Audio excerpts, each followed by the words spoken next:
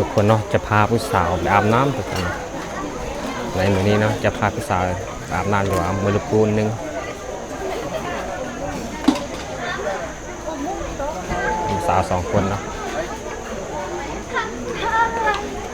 โอ้น้ำใสดีเนาะอาบนี้โอ้ยน่าจะเย็นเนี่ยอาบนี้นะเดี๋ยวติดตามไปนับกันทุกคนนะ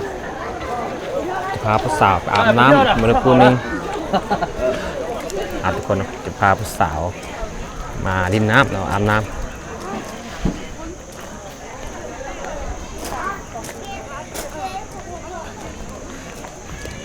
คักอยู่เนาะอาการห่อนแบบนี้เนาะดินน้ำเนาะโอ้พี่น้องโซนนี้กับนักท่องเที่ยวทางประเทศ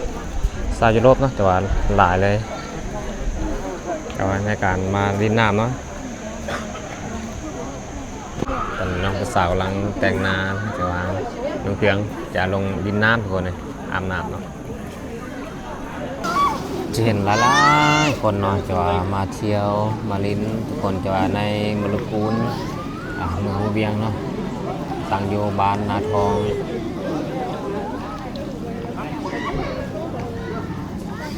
มลกูลท่านนี้จะว่าดึงดูดทาง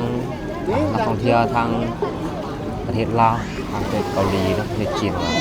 ชาวต่างประเทศชาวต่างยุโรปทุกคนเรามาท่องเที่ยวเนาะคนไทยก็จะว่ามาสลายจะมาแต่วันหยุดแต่ว่าวันที่สำคัญนะจะว่าเขาจะมาเดินทางเข้ามาในสถานที่ท่องเที่ยวแบบนี้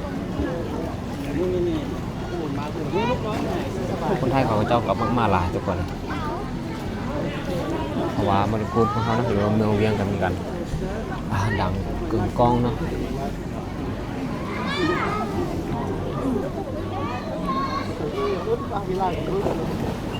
โอ้ทางด้านนี้จะมีแต่ว่ากระเจ้าดินน้ำทุกคนแต่ว่าที่เบาแพงท้ายเนาะแล้วออนไลน์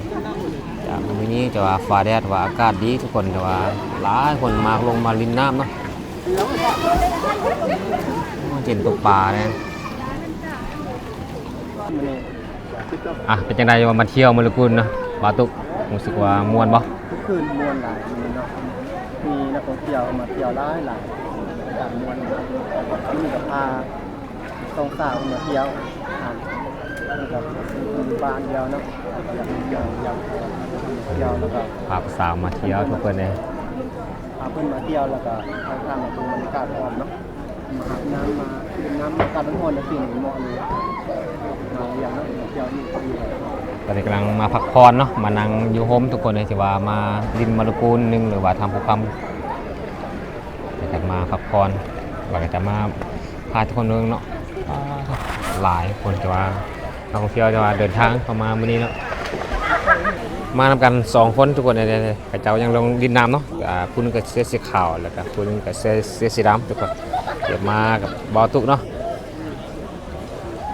กระเจ้าไม่ว่าเป็น FC เนาะหรือว่าเขาเจ้า